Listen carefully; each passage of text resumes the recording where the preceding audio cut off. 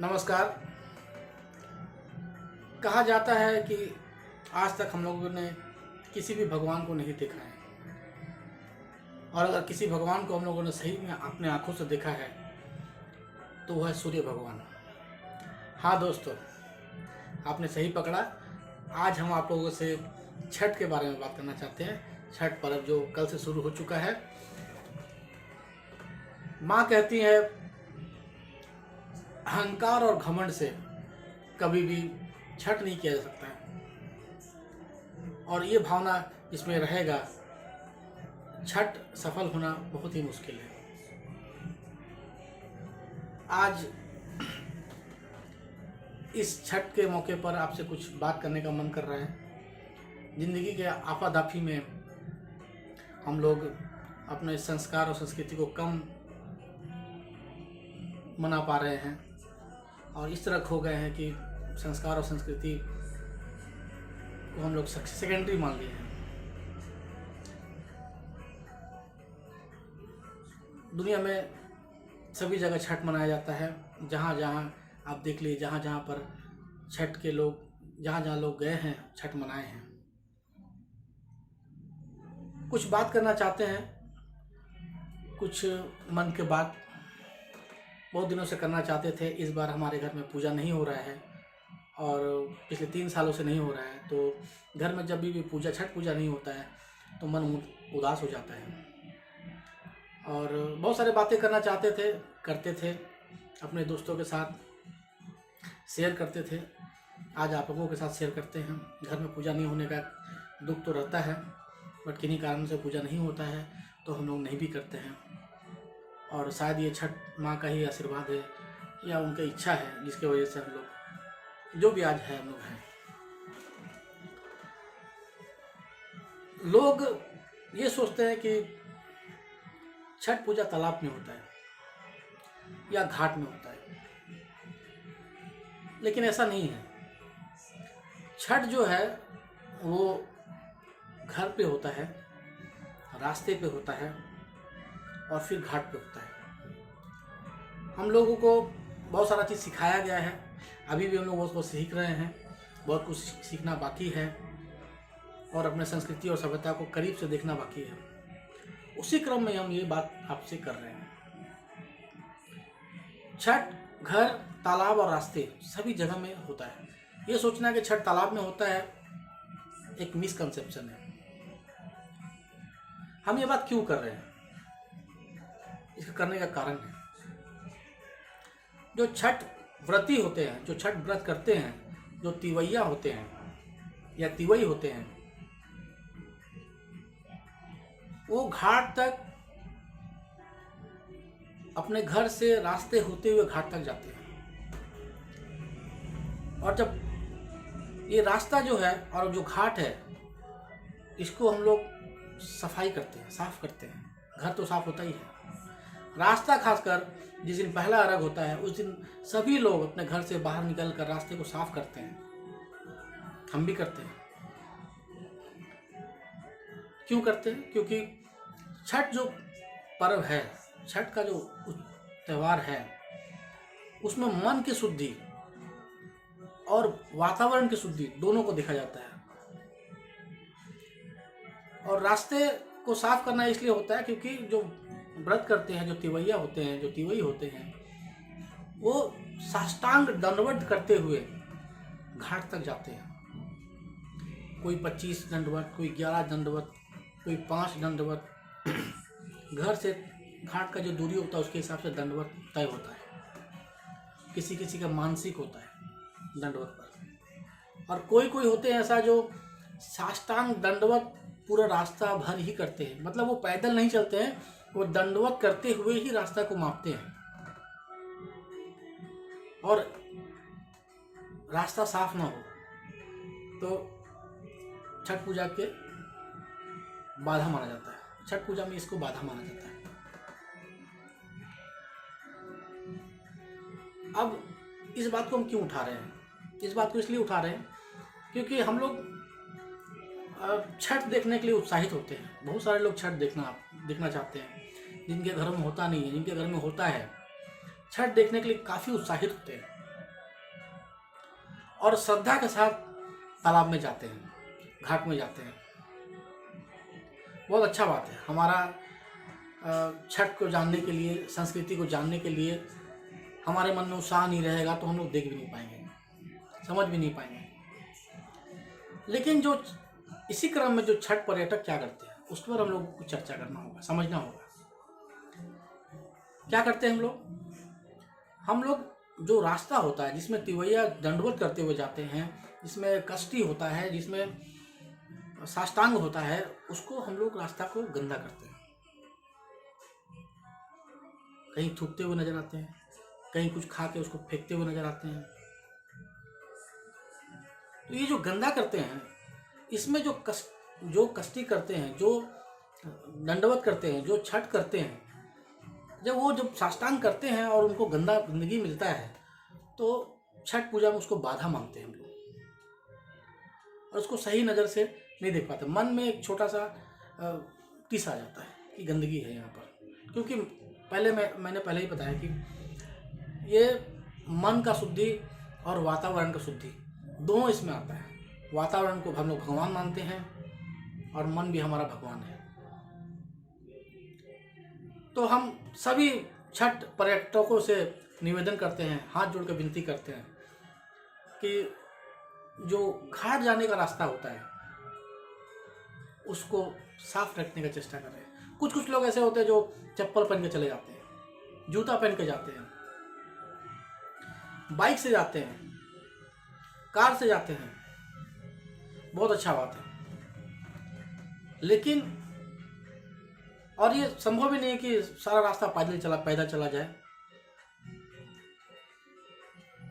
लेकिन चेष्टा करना होगा, थोड़ा सा चेष्टा करना होगा कि हम लोग मुख्य रोड जो होता है, मुख्य जो रास्ता है, उस पर हम लोग गंदगी को ना करें। और हमारे मन में जो श्रद्धा भाव है छठ माँ को देखने के लिए, छठ पूजा को देखने के लिए, उसको अच्छी तरह से पालन करें।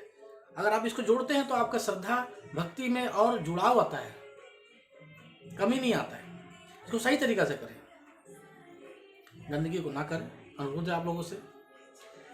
इसके साथ साथ हम लोग देखते हैं कि रास्ते में लोग खड़े हो जाते हैं, कहीं पर गप मार रहे हैं, कहीं बातचीत कर रहे हैं, कहीं कोई किसी का इंतजार कर रहे हैं। और आजकल टेक्नोलॉजी का समय है, जैसा कि हम आपके साथ वीडियो बना रहे हैं, सब सेल्फी लेना शुरू करते हैं, फ़ोटो खींचना शुरू करते हैं। ये बहुत ही अच्छा चीज़ है, हमारे संस्कृति और संस्कार को सहेजने का एक जगह है। लेकिन हम लोग कहीं पर रास्ते में खड़े होते हैं, सेल्फी लेते हैं, बातचीत करते हैं, किसी का इंतजार करते हैं, तो थोड़ा साइड होके करें। क्योंकि जब तिवैया जो छठ व्रत करते हैं, जो सेवका होते हैं, जो डाला लेकर जाते हैं, उनका रास्ता बाधित नहीं होना चाहिए, उनका रास्ता क्लियर होना चाहिए। ये जो बाधा आता है, इसमें भी छठ का जो बोध है उसमें कमी आता है, उसमें थोड़ा सा ऐसा लगता है कि ऐसा नहीं होना चाहिए। लेकिन जो व्रत करते हैं, जो डाला लेके जाते हैं, उनको दिक्कत होता है, असुविधा होता है। तो हम लोग चेष्टा करेंगे कि रास्ता को थोड़ा सा हम लोग क्लियर रखें, थोड़ा सा साइड होके सब चीज़ करें जो हम लोग करना चाहते हैं। इसके साथ साथ हम लोग बेल्ट पहन कर चमड़े का सामान, बेल्ट पहनते हैं, चप्पल पहनते हैं, पर्स लेके जाते हैं। हम लोगों का संस्कार में हम लोगों ने जो सीखा है अपने चाचा से, पिताजी से, समाज से, आप लोगों से, बड़ों से, कि चमड़े का सामान का इस्तेमाल नहीं करना चाहिए और साफ़ सुथरे कपड़े का इस्तेमाल करना चाहिए। जब भी हम लोग छठ घाट में जाएं तो साफ़ सुथरा कपड़ा। आप लोगों से निवेदन है कि आप लोग इस चमड़े का वस्तु जो है उसको उपयोग ना करें। घाट जाते समय साफ़ सुथरा कपड़ा पहने, ताकि आपके साथ साथ जो छठ व्रत कर रहे हैं उनका व्रत न टूटे, उनका व्रत में बाधा ना आए। कोई कुछ बोलता तो नहीं है, कोई बोलेगा भी नहीं, क्योंकि छठ व्रत बहुत बड़ा पर्व, महान पर्व है, कोई किसी को नहीं बोलता। लेकिन हम लोगों का आत्मबोध होने का ज़रूरत है, हम लोगों को अपने सेंसिटिविटी दिखाने का ज़रूरत है। और थोड़ा सा हम लोग सेंसिटिविटी दिखाएंगे तो छठ में और उल्लास और उत्साह आ जाता है और आ जाएगा। इसके साथ साथ वो खरना जब होता है, खरना आप लोग जानते होंगे, जो जैसे कल जो जा चुका है वो था आपका नहाय खाया था, आज के दिन खरना है। खरना के समय जब छठ व्रती पूजा में बैठती हैं तो अगर कोई आवाज़ अगर आ जाता है तो वो जो प्रसाद लेती हैं या जो व्रत करते हो प्रसाद लेते हैं वो प्रसाद को बंद करना पड़ता है। आवाज़ अगर किसी लोगों का मतलब कि मनुष्य का आवाज़ अगर सुनाई पड़ गया कान में या किसी तरह का आवाज़ सुनाई पड़ गया तो जो प्रसाद लेते हैं उसको बंद करना पड़ता है। और प्रसाद तभी तक ले सकते हैं जब तक किसी का आवाज़ नहीं आता है। तो जब हम लोग किसी के घर जाते हैं खरना के दिन में कि प्रसाद खरना का प्रसाद लेना है और ये भी बहुत ही श्रद्धा के साथ जाते हैं हम लोग, लेकिन हम लोगों को जो श्रद्धा है उसको हम लोग बचा के भी रखना है। ये कि हम लोग ध्यान रखना है कि हम लोग आवाज़ नहीं करें, क्योंकि आवाज़ से फिर वो बाधा आता है और बाधा से फिर वो जो भी छठ व्रत करते हैं उनको जो उपवास रखना है अगले 2 दिन जो रखना है तो उपवास उसमें दिक्कत आएगा, असुविधा आएगा।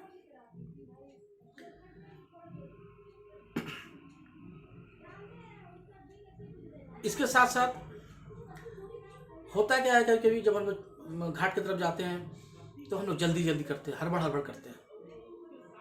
हो सकता है कि हम ऑफिस से लेट से आए हैं या ऑफिस से लेट से निकल रहे रास्ते में फंस गए हैं या घर में किसी कारण से लेट हो गया, लेकिन हम लोग घाट में जाना चाहते हैं, घाट में पहुंचना चाहते हैं सही समय पर और उसी क्रम में जल्दी जल्दी करते हैं क्योंकि हम उस पावन पर्व को अपने आंखों से देखना चाहते हैं। लेकिन होता क्या है इस क्रम में, जब हम लोग जल्दी जल्दी चलते हैं तो हम लोग का पैर, क्योंकि भीड़ होता है, हम लोगों का पैर दूसरे के पैर में लगता है, तीसरे के पैर में लगता है और जब ये पैर जो व्रत करते हैं उसको लगता है, जो डाला लेकर जाते हैं उसको लगता है, तो इसे भी अच्छा नहीं माना जाता है। इसे भी हम लोग पूजा में कमी के रूप में देखते हैं। इसीलिए हम लोग अगर घाट की तरफ जाते हैं तो हम लोग किसी को पैर ना लगाएं, इसका ध्यान रखें।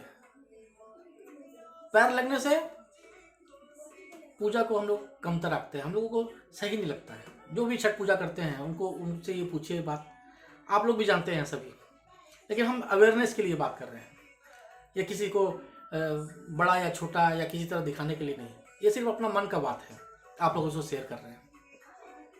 इसके साथ साथ एक और चीज़ जो है जो हम लोग को समझना चाहिए, जैसे स्वयंसेवक जो होते हैं, जो वॉलेंटियर्स होते हैं, जो कुछ समाज सेवी संस्था होते हैं, वो घाट के आसपास या घाट जाने से पहले कुछ सेवा देते हैं, जैसे पानी लगाते हैं या चाय लगाते हैं और सभी को चाय पानी मुफ्त में देते हैं, सबको सेवा के लिए देते हैं। उनसे निवेदन है सिर्फ यही कि आप जब इस चीज़ को करें तो रोड के ऊपर ना करें। जिस रास्ते से हम लोग घाट की तरफ जाते हैं, जिसमें व्रती जाते हैं, जिसमें सेवक जो डाला लेकर जाते हैं वो जाते हैं, उस रोड के ऊपर ना करें, क्योंकि जो लोग आपका सेवा लेते हैं, चाहे वो पत्ता है, चाहे वो ग्लास हो, चाहे चाय का भाड़ हो, वो पीने के बाद लोग जो समझते नहीं या जो अनजाने में रास्ते में फेंक देते हैं, वो गलत हो जाता है, वो जूठन हो जाता है और जूठन रास्ता में पड़ा होता है। और जूठन को हम लोग जैसे पहले ही बताया कि ये मन का शुद्धि है और वातावरण का शुद्धि है, पूरा शुद्धि के साथ हम लोग करते हैं। ऐसा भी पहले हम सुने हैं कि आप अपना थूक को भी घूट नहीं सकते, तो जूठन के साथ पूजा नहीं कर सकते हम लोग।